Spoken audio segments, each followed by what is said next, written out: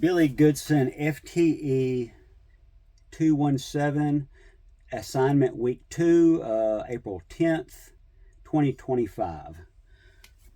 Firstly, this is my exploded view of my firearm, laid out in a manner that you can see all the different parts. We're going to go through the 6 that I was randomly chosen. Bolt catch spring. This is the bolt catch spring. It is part of the bolt catch assembly. The bolt catch assembly, I guess it would be part of the feeding.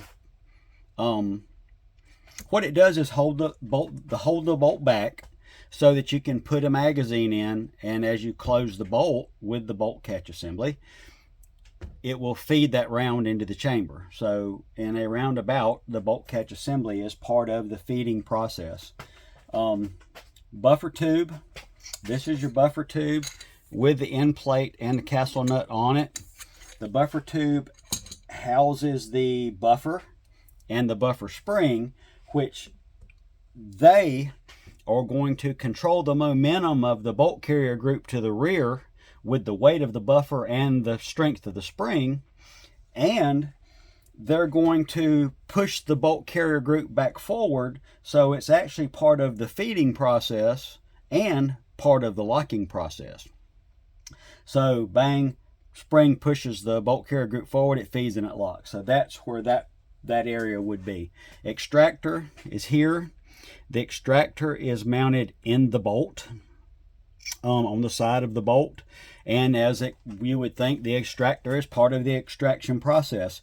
As the round is fed into the gun, the face of the round is on the bolt as it goes into the chamber and locks. The lip of the extractor goes over the rim of the case.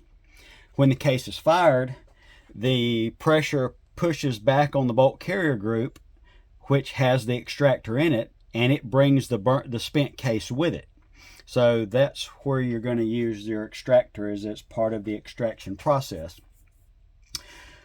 The ejector spring is mounted, the ejector is mounted in the face of the bolt, and the spring is behind the ejector, and there it's part of the ejection process. It's mounted opposite of the extractor, so when the round is fired and unlocked, it's putting pressure on the back side of the case at all the time.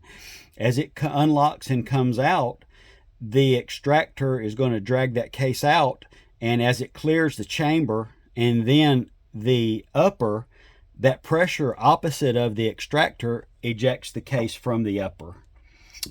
Forward assist pin is this pin right here, and it just holds the forward assist in.